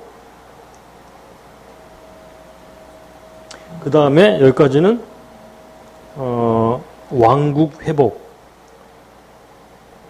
왕국 회복이라고 하는 이유는요, 이제 예루살렘과 각 촌에 다 거하면서 제사장도 나오고 다 여러 계층의 사람들이 나와요. 그래서 이스라엘이 회복된 것 같은 그런 모습을 보여주고 있습니다. 그래서 왕국 회복이에요. 그리고 예배 나오고 그 이후 요게 이제 마지막 모습이죠. 그 이후에 기도로 끝나죠. 기도로 시작했다 기도로 끝나는 게 느헤미야서예요.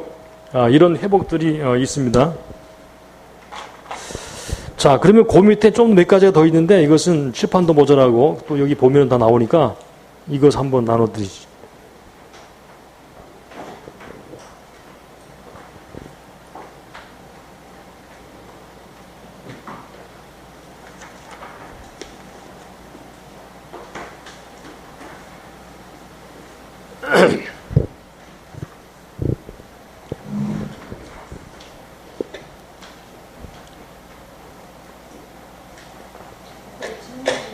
네. 13장의 제목이 다시 언약을 어긴 백성을 회복시켰다고 했잖아요. 네. 회복시키고 기도한 것까지는 알고 있는데 회복이 된 거예요? 아니면 그냥 꾸짖고 책망하는 것이 회복시키고 끝난 게 아니고 기도를 함으로써 이 더 나은 그런 때를 대망하는 거죠. 완벽히 회복된 게 아니에요. 그러니까 회복시키고 이 어감이 예. 회복이 된 것 같은 느낌. 그러면 이제 기분이 안 좋으면 다른 걸 바꾸세요. 다시, 언약을, 다시 그 회복시키고 라는 말이 여러분들이 기분이 안 좋으시면 다른 말 바꾸세요. 예. 다시 회복했지만 이렇게 하세요. 회복이 된 건 아니지. 회복이 다 그렇죠. 완전히 회복이 이루어진 건 아니죠. 예. 느헤미야가 다시 와서 꾸짖고 막 이렇게 했지만 소망이 없는 거예요. 여기는. 그러니까 이제 회복이 됐다고 하긴 하지만 그 뉘앙스는 사람들에게는 소망이 없다라는 것이 느껴지게 그렇게 기록을 했어요. 예. 그러니까 이제 그거를 감안하셔가지고 여러분들이 말을 좀 바꾸면 더 좋을 수도 있겠어요. 자, 여러분들에게 나눠드린 개관도표 있죠? 여기 다 있는데 뭐 하려고 여기 쓰면서 다 받아쓰게 하고 왜 그렇게 해요? 그렇게 할지 모르겠지만 그게 작전이고 전략이에요. 왜냐면 이거 자꾸 써봐야지 기억이 나지. 그냥 도표 하나만 주면 끝나면 이거 뭐 본문이 왜 이렇게 써있는지 여러분 기억하시겠어요? 예. 예. 자, 보세요. 그 내용 분석란의 세 번째 우리가 준비 시작 문제들 쭉 보고 그 밑에 세 번째 칸을 보세요. 회복의 기도 우리 했죠? 여기까지 했죠? 그 밑에 보게 되면 외적 회복, 왼쪽은 외적 회복이고 오른쪽은 내적 회복이에요. 그러니까 외적으로만 회복되면 안 되고 내적으로도 회복이 돼야 되죠. 이게 큰 구조예요. 그리고 또 그 밑에 work. 느헤미야와 일꾼들이 열심히 성벽을 쌓죠. 그래서 일 중심이죠. 여기는 일 중심이에요. 근데 오른쪽에는 워십. 말씀을 통해서 깨닫고 하나님께 예배하는 예배 중심. 그래서 에스라와 거주자들이 등장하죠. 이것이 오른쪽과 왼쪽에 차이가 있습니다. 그 다음에 맨 마지막에 한 사람, 즉 회복의 기도를 한 사람이죠. 근데 이 한 사람이 시작해가지고요. 마지막에 13장 끝에 보게 되면 여전히 한 사람만 남아요. 한 사람으로 시작해서 성벽도 재건되고 율법도 회복된 것 같지만 결국은 또다시 타락하고 마지막에 회복된 것 같지만 그러나 영 끝이 찝찝하죠. 예, 서운하고 여전히 한 사람이 기도하는 모습을 볼 수 있습니다. 그러므로 느헤미야는 제2의 출애굽이라고도 말을 할 수 있는데 제3의 출애굽을 대망하는 그런 모습이 담겨 있어요.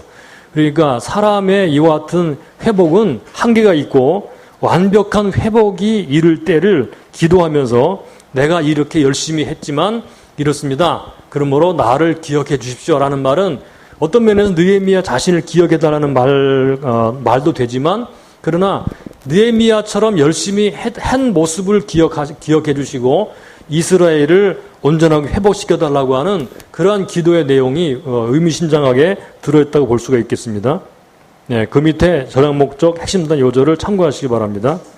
이때 기간은요 444년부터 425년 BC까지 대략 19년 동안의 이야기가 이 안에 담겨 있어요. 장소는 예루살렘이고 저자는 느헤미야입니다. 네, 이렇게 해서 도표를 끝내고요. 그 다음에 넘어가겠습니다. 자, 여러분들 교재 9번을 보시기 바랍니다.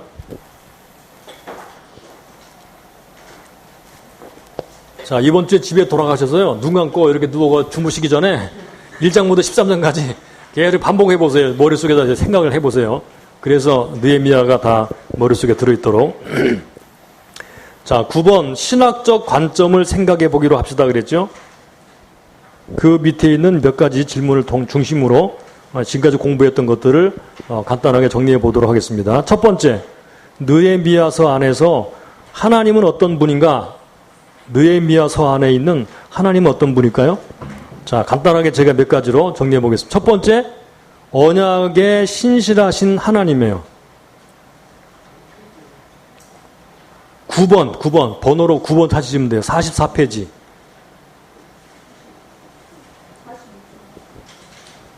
번호, 페이지 수가 달라요? 제 책하고 다른가 보네. 네, 찾으셨죠?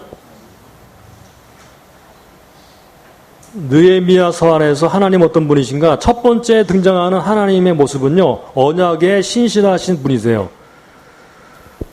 그러므로 사람들은 언약을 어겼지만 하나님은 기도하는 백성들의 기도를 들으시고 언약을 회복시켜 주시면서 또 다른 언약을 이제 바라보도록 그렇게 하고 계시죠. 이것이 이제 신약이에요. 신약서 시대에 들어와서 예수 그리스도로 말미암아 회복되는 언약에 대한 말씀을 우리가 생각나게 하고 있어요. 두 번째, 은혜와 긍휼과 사랑이 풍성하신 분이세요.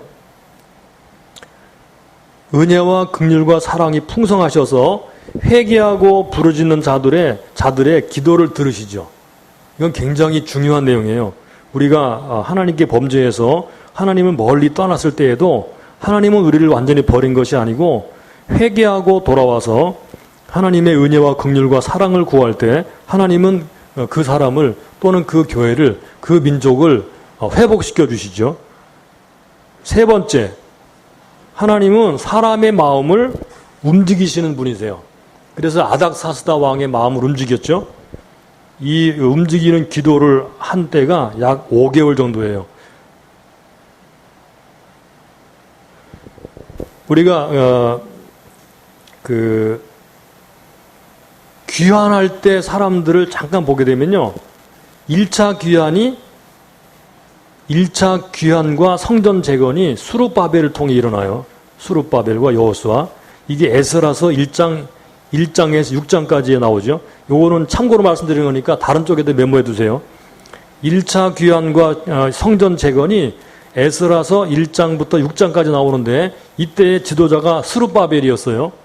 2차 귀환이 있는데 2차 귀환과 개혁 운동이 일어나는데 이때 지도자는 바로 에스라예요. 두 번째 돌아왔던 지도자는 에스라입니다. 그리고 3차 귀환과 성벽 재건이 일어나는데 이것은 느헤미야 1장부터 7장까지 오늘 이야기예요. 이건 느헤미야예요. 그래서 1차 수룹바벨, 2차 에스라, 3차 느헤미야.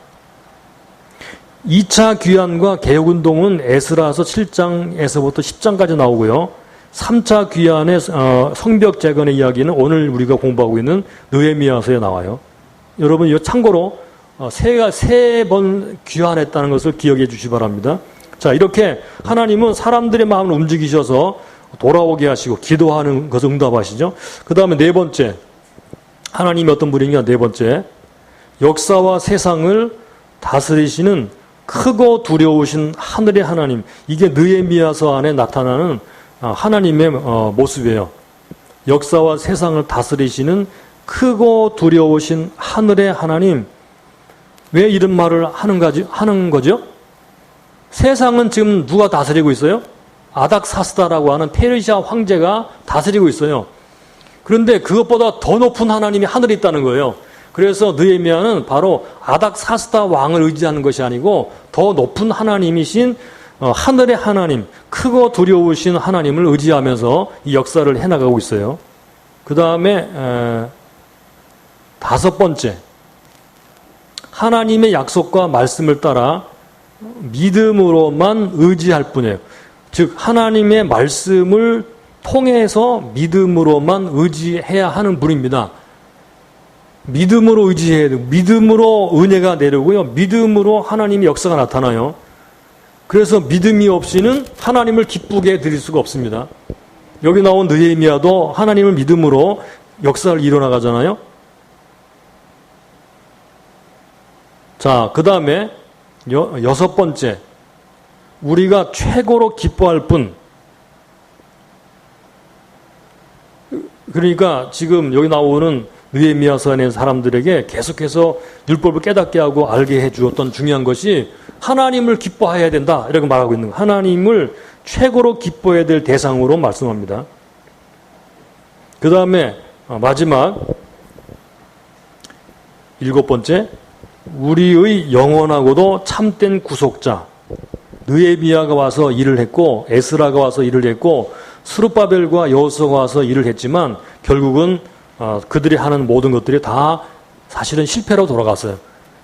그래서 암흑기를 끝낸 뒤에 다시 우리를 찾아오신 마지막 메시아이신 예수 그리스도를 통해서 우리를 참되게 구속하시죠. 그러므로 하나님만이 우리의 영원하고도 참된 구속자로서 느헤미야서에서 계시하고 있습니다. 하나님이 어떤 분인가를 알아가는 것은 굉장히 중요한 것입니다. 그 다음에 두 번째, 느헤미야는 어떤 사람인가? 느헤미야서 안에 나타나는 느헤미야. 자, 첫 번째는 어떤 사람일까요? 여러분 아시죠? 기도의 사람이었어요. 어떤 사람이든지요, 하나님께 쓰임받았던 사람은요, 기도의 사람이었어요. 기도하지 않는 사람은 하나님이 안 쓰십니다. 자, 다윗 어떤 사람이었어요? 기도의 사람이었어요, 여전히. 그죠? 느헤미야도 여전히 역시 기도의 사람이었어요. 두 번째, 느헤미야는 믿음의 사람이었어요. 하나님을 굳게 믿고 그가 역사를 이루었죠. 기도하는 사람은 믿음의 사람입니다. 세 번째, 헌신된 사람, 하나님의 나라에 헌신된 사람이었어요. 그래서 총독으로 와서도 녹도 받지 않았죠. 그가 총독으로 온 이유는 위에서 군림하기 위해서가 아니고 섬기기 위해서 왔습니다. 그 다음에 네 번째, 아주 지혜로운 사람이었어요. 그가 한 일들을 쭉 찾아보게 되면 우리가 보는 바대로 굉장히 지혜롭게 그의 리더십을 발휘하고 있습니다. 다섯 번째, 결단력 있는 지도자였어요. 때로는 아주 강력한 결단을 했어요. 때로는 혼내기도 하고요. 이런 모양 저런 모양으로 결단했습니다. 이것이 지도자의 모습이죠. 그 다음에 여섯 번째, 본을 보였습니다. 본을 보이는 사람. 이게 느헤미야, 지도자 느헤미야의 모습이었어요. 복도 받지 않고 사람들 먹이고 본이 솔선수범했죠. 일곱 번째, 마음이 하나님과 사람에게 열려 있는 사람. 마음이 하나님이 열려 있고 사람에게 열려 있었습니다. 이런 사람이 지도자의 모습이에요. 지금 여기 나오는 느헤미야는 우리가 본받아야 될 지도자 상을 잘 알려주고 있습니다. 그 다음에 괄호 3번, 느헤미야서 안에 나타나는 신학적 주제들. 자, 신학적 주제들을 몇 가지로 간단하게 말하면, 첫째는 언약이 나오죠.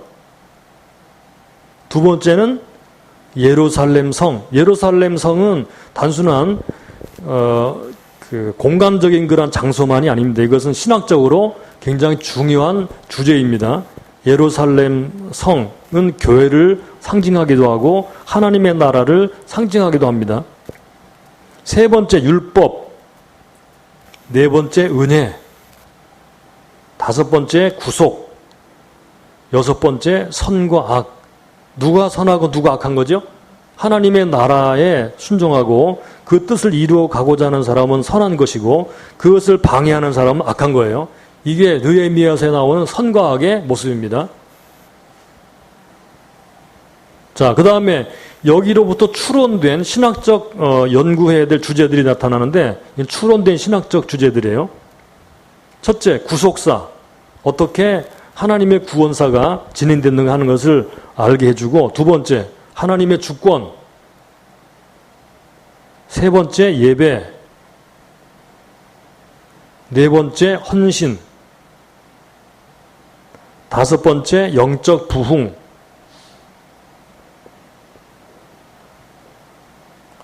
그 다음에 여섯 번째, 모형론.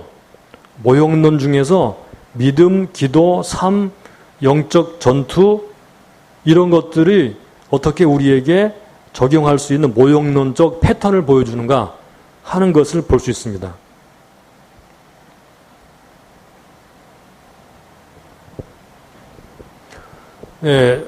제가 쓰는 이런 용어들이 어떤 성도님들에게는 잘 알아듣지 못하는 그런 용어들도 있을 것이지만, 이 반은 목회자들과 같이 고급반을 중심으로 하는 그런 성경 공부반이기 때문에 양해해 주시기 바랍니다. 자, 네 번째, 괄호 네 번째, 느헤미야서 가지고 있는 모티프.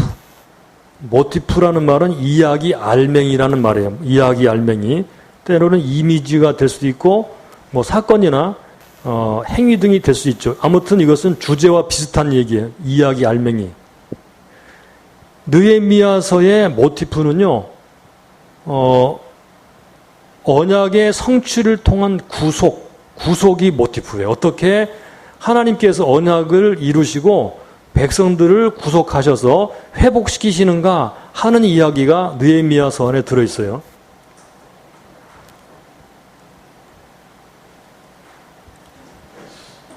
자, 다섯 번째, 느헤미야서를 구성하는 양대축을 이루는 주제가 나왔는데 여러분 잘 아시죠? 하나는 성벽 재건, 또 하나는 율법 회복. 예. 성벽 재건과 율법 회복. 그러면 한번 여러분들 기억을 한번 테스트해 보겠습니다. 성벽 재건이 1장부터 몇 장까지? 7장까지. 그리고 1장은 무슨 얘기요? 기도. 2장은 귀환, 준비. 3장은 시작. 4장은 무력, 공격을 방어. 5장은 내부 갈등 해결. 6장은 성벽 완공. 7장은 본성에 파수하면서 본성에 거함. 이게 7장까지 얘기해요. 그 다음에 그러면 율법 회복에 대한 8장부터 13장까지. 8장은 율법을 봉독, 율법 봉독. 9장은 회개. 10장은 언약 갱신 하는 사람들. 언약 갱신이라고 그냥 쉽게 말하죠. 그 다음에 11장은 본성, 즉 예루살렘 성과 각 촌에 거함. 12장은 성벽 봉헌식. 13장은 다시 타락하고 회복시키고 찜찜하다. 이게 이제 13장이 이게요. 네, 다 외우시죠, 이제. 그 다음에 가로 6번. 느헤미야서는 구속사적으로 어떤 모형론적 패턴을 가지고 있습니까? 아까 우리가 간단하게 얘기를 했죠? 어떤 모형론적 패턴을 가지고 있는가? 즉, 다시 말하면, 이걸 풀어 말한다면, 출애굽 역사와의 모형론적 패턴을 가지고 있어요. 출애굽 역사가 애굽에서 탈출해가지고 가나안 땅에 들어온 거죠? 이게 첫 번째 탈출이에요. 첫 번째 회복이에요. 제1 출애굽이죠. 그런데 느헤미야서는 제2 출애굽과 같은 모습을 보여주고 있어요. 제2의 출애굽 모형입니다. 그러면 이런 구원의 완성은 제3의 출애굽에서 완성되는데 그것이 뭐죠? 예수 그리스도의 오심과 그분의 십자가와 부활로서 구속을 완성하신 거예요. 그 다음에 또한 느헤미야서는 미래에 대한 어떤 대망이 있다고 봅니까? 미래에 대한 대망. 우리가 13장에서 느헤미야가 기도하고 끝나죠. 자, 느헤미야의 기도를 한번 볼까요? 13장 29절부터 보겠습니다. 내 하나님이여 저희가 제사장의 직분을 더럽히고 제사장의 직분과 레위 사람에 대한 언약을 어기어 싸우니 저희를 기억하옵소서. 저희를 하나님이 저렇게 언약을 어긴 사람을 기억하면 어떻게 될까요? 하나님 심판이죠, 그죠? 이 나쁜 것을 하나님이 기억하면 심판이에요. 근데 내가 이와 같이 저희로 이방 사람을 떠나게 깨끗하게 하고 또 제사장과 레위 사람의 반열을 세워 각각 그 일을 맡게 하고 또 정한 기한에 나무와 처음 익은 것을 드리게 하여 싸우니 자, 이제 느헤미야가 이렇게 언약을 어긴 사람들 회복시켰죠? 그러면서 내 하나님이여 나를 기억하사 복을 주옵소서. 자, 느헤미야와 같은 사람은 복을 받죠? 그러면 느헤미야와 같은 사람을 기억해달라라고 했을 때 하나님께서 느헤미야와 같은 사람을 또 일으키셨어요. 누구죠? 예수 그리스도세요. 이게 일종의 모형이에요. 그러므로 느헤미야는 예수님의 모형이다 이렇게 말할 수도 있어요. 예수님의 모형이 많이 나오죠? 우리 창세기에서 예수님의 모형은 누구예요? 요셉. 요셉은 예수님의 모형이에요. 예. 그 다음에 느헤미야서의 예수님의 모형은 느헤미야예요. 그 다음에 다윗 왕국, 즉 사무엘 하나, 그 다음에 나오는 역사를 통해서 보여주는 이 다윗의 왕국에서 예수님의 모형은 누구예요? 다윗이에요. 그러니까 예수님의 모형이 하나만 있는 게 아니고요. 그 시대에 따라서 하나님께서 예수님처럼 그런 모습으로 사용하신 사람들을 통해서 예수님을 미리 내다보는 거예요. 이렇게. 이게 모형이에요. 자, 그 다음에 우리가 생각해야 되는 또 다른 부분이 하나 있는데 왜 느헤미야서를 기록했을까? 왜 오늘날 느헤미야와 같은 책을 공부를 해야 되는가? 이런 거예요. 하나님께서 왜 느헤미야서를 오늘날 우리에게 기록해서 읽게 하실까요?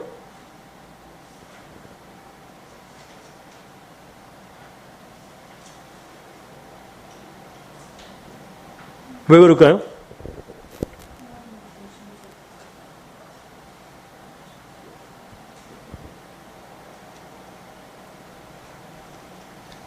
여러분들이 이런 문제들을 곰곰이 잘 생각해 보시고 답을 하시면 돼요. 정답이 꼭 있는 것은 아닙니다. 그러나 대략적으로 우리가 지금까지 쭉 살펴본 것을 통해서 하나님이 이런 것들을 통해 이러이러한 그 것들을 우리에게 느헤미야를 통해서 알게 하시려고 이 역사서인 느헤미야서를 우리에게 기록해서 읽게 하셨다. 지금까지 공부했던 것 전부 다예요. 그러나 간단하게 우리가 말을 하자면 뭐예요? 느헤미야서는 구속사를 알려주는 책이에요. 그렇죠? 구속사. 하나님께서 어떻게 그의 백성들을 구원하시는가 하는 것을 느헤미야를 통해 알려주면서 자 우리가 지난주에도 말씀드렸죠?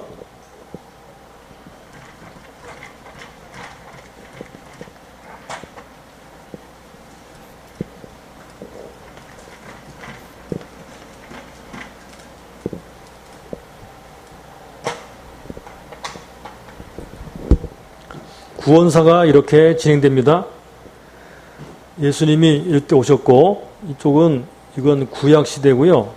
이쪽은 신약 시대예요. 여기는 모형이고 그건 그림자예요. 여기는 실제예요. 실제. 또는 실상이라고도 불리지죠. 그러니까 구약의 이런 그림자가 역사가 진행되면서 실제화되고 완전한 하나님의 나라가 우리가 도래하게 되죠. 여기서 나오는 이스라엘은 하나님의 나라의 모형이에요. 그런데 우리가 여기 살죠, 그죠? 여기 살아요. 여기 사는데 구약 성경을 이렇게 바라보면 하나님께서 이런 이야기를 통해서 점점 이렇게 발전하도록 하시고 마침내 이루셨구나 하는 것을 보게 되죠. 그래서 어떤 특별한 사건을 즉 느헤미야서를 바라보게 될 때는 어떤 생각을 하게 되냐면 느헤미야서 안에 이런 모습은 완성된 때를 통해서 바라보니까 우리에게 이런 교훈을 주는구나. 하나님께서 어떤 한 역사를 이루실 때는 한 사람, 특별히 기도하는 사람, 이런 사람을 통해서 이렇게 회복시키는구나. 하나님의 나라가 이렇게 부흥하고 일어나게 될 때는 느헤미야와 같은 사람이 필요하구나 하는 것을 알게 돼요. 하나님의 나라는 사람을 통해서 하나님이 일으키시는구나 하는 것들도 알게 돼요. 그러므로 느헤미야서를 하나님이 기록하신 목적은 오늘날 느헤미야서를 통해서 우리 시대에 사는 사람들이 어떻게 하나님의 나라 안에서 하나님의 뜻을 이루며 살까 하는 것을 알게 해줘요. 하나님의 나라 백성들로서 어떻게 살아야 되는가, 무엇을 해야 되는가, 어떤 사람이 되어야 되는가, 어떻게 봉사하고 어떻게 헌신해야 되는가, 하나님의 나라의 성격은 무엇인가, 어떻게 하나님 우리를 구속하시고 언약을 지키시는가, 이런 질문들에 답을 해주게 하는 것이 바로 느헤미야서입니다. 우리가 이렇게 거꾸로 들여다보이는 관점을 통해서 보게 되면요. 그러므로 오늘 우리 시대에 이제 그 다음과 같은 질문들을 계속 던지면서 공부를 해야 될 것입니다. 첫 번째, 어떻게 그리스도인이 그의 상황 속에서 하나님을 바라보며 믿음으로 승리의 찬 노래를 부르며 살 수 있을까? 이거는 우리에게 승리는 이미 왔지만 아직 아니거든요. 그래서 그러나 아직 아니에요. 이게 신학적으로 굉장히 중요한 주제거든요. 우리는 이미 승리했어요. 그죠? 승리했지만 그러나 아직 아니라고 하는 굉장히 긴장된 상태에 있어요. 우리는 긴장된 상태. 그 긴장된 상태에 있으면서도 느헤미야를 통해서 하나님이 이렇게 역사하시는구나. 이렇게 하면 하나님께서 기뻐하시는구나. 이렇게 할 때 우리가 하나님께 이렇게 쓰임 받을 수 있겠구나. 라고 하는 그런 믿음으로 확실하게 알면서 승리의 찬양, 승리의 찬 노래를 부르며 살 수 있게 되죠. 느헤미야서 안에 있는 1장을 보게 되면요, 굉장히 절망합니다. 그죠? 1장은 절망스러워요. 예루살렘 성벽이 다 불에 타버리고 없어졌어요. 다 없어져 버렸어요. 그런데 느헤미야서 끝나고 보게 되면 그게 회복되죠. 그러니까 오늘날 우리들의 삶도 주변을 바라보면 절망이지만, 그러나 하나님 안에서 하나님의 나라를 통해서 바라보게 되면 하나님께서 우리를 통해서 뭔가를 할 수 있다고 하는 사실, 하나님의 뜻이 우리 안에 이루어질 수 있는 여지가 있다고 하는 사실을 알게 되죠. 두 번째, 어떻게 교회가 매너리즘에 빠지지 않고 세속적이지 않고 살아있는 공동체, 살아있는 예배와 찬양을 돌리는 공동체로 계속 남아 있을 수 있는가? 간단히 말하면요, 오늘날 교회가 어떻게 살아있는 공동체로 계속 살아남아 있을까 하는 거예요. 결국은 느헤미야서에 보게 되면 매너리즘이 빠졌죠, 그죠? 옛날 모습 돌아갔어요. 그냥 그렇게 살다 보니까 똑같이 타락했어요. 오늘날도 교회도요, 종교적으로 그냥 그렇게 살면 그렇게 돼요. 우리는 여전히 아직 아니라고 하는 그런 긴장 속에 살고 있기 때문에 영적으로 긴장감을 놓쳐버리면 그냥 그렇게 돼버려요. 그래서 느헤미야를 통해서 어떻게 우리가 살아있는 그런 공동체로 남아있을 수 있을까? 지도자는 어떠해야 되며 성도들은 어떻게 해야 되는가 하는 것들을 볼 수 있어요. 세 번째, 이런 것들을 위해서, 즉 우리가 상황이라든가 교회의 문제라든가 이런 것을 보면서 이런 것들을 위해서 어떻게 신실하시고 전능하신 하나님께 믿음의 눈을 고정시킬 수 있을까? 흔들리지 아니하고 믿음의 눈을 굳게 하나님께 붙잡아 맬 수가 있을까?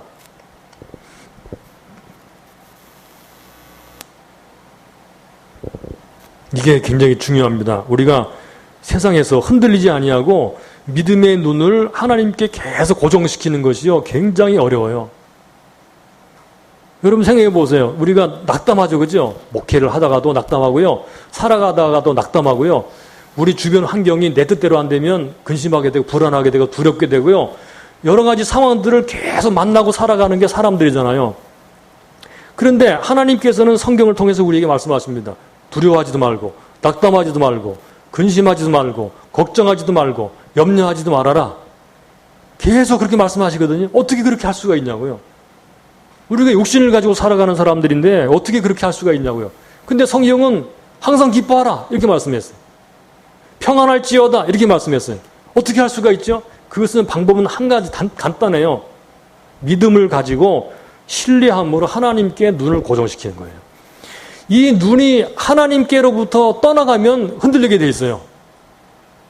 베드로가 그랬죠. 베드로가 풍랑이 막 일어날 때 예수님께서 걸어오너라 그랬을 때 예수님께 이렇게 딱 눈을 고정시키고 믿음으로 걸어갈 때는 안 빠졌는데 파도가 딱 치는 걸 보고는 빠져들었어요. 그러니까 눈이 하나님께로부터 떠나면 흔들린다. 느헤미야 여러분 우리가 보셨죠, 그죠? 온갖 방해들이 있었어요. 1장에서의 큰 어려움과 방해는 누구예요? 1장에서 아닥사스다 왕이었어요. 그렇죠? 이 사람이 허락 안 하면요, 이미 그 앞에 에스라서 같은 데서 보게 되면 이미 성전을 건축하려다가 심각하게 도전을 받고 왕이 중단시키는 바람에 오랜 동안 못한 그런 때도 있었거든요. 그러므로 큰 바위가 앞에 있었는데 그것은 바로 아닥사스다 왕이었어요. 이건 참 힘든 일이었어요. 아닥사스다 왕, 산발락과 도비와 같은 대적들, 그리고 내부에 가난한 그런 사람들과 서로 이제 순종하지 않는 그런 다른 여러 지도자들 등등 말할 것 없는 많은 문제들이 있었지만 느헤미야를 본 것처럼 끊임없이 기도가 나와요. 1장부터 해가지고요, 계속 하나님의 선한 손길이 나를 인도했다. 마음을 감동감화시켰다. 하나님이 나를 돌아보아 주십시오. 등등 기도가 계속 나오는 그런 이유는요, 그런 가운데서도 하나님께 초점을 잃지 아니하고 믿음으로 끊임없이 하나님을 의지했다는 사실입니다. 여러분 이것이 정답이에요. 여러분들이 살아가실 때 이것을 성공적으로 하면 여러분들은 하나님이 주시는 참된 평안과 안식과 자유를 누리게 되겠지만, 그러나 하나님께로부터 눈을 떼고 다른 상황이나 문제들을 바라보는 순간에 여러분들은 두렵게 되고 불안하게 되고 근심하고 걱정하고 염려하게 되죠. 여러분, 이것이 사실이거든요. 교회는 뭐 하는 곳입니까? 느헤미야가 공동체에게 뭘 했습니까? 계속 이렇게 하나님께 눈을 돌리도록 만들어줬어요. 교회는 뭐 하는 곳입니까? 성도들이 끊임없이 예수님께 눈을 돌리고 그분을 바라보고 그분을 의지하고 나가도록 하는 거예요. 이게 지도자가 해야 되는 중요한 일입니다. 여러분들이 앞으로 다음 주부터 이제 한 챕터씩, 때로는 두 챕터씩 이렇게 본문을 연구하게 될 텐데, 이제 각 장마다 나오는 하나님의 메시지를 개인적으로 듣게 되기를 간절히 바랍니다.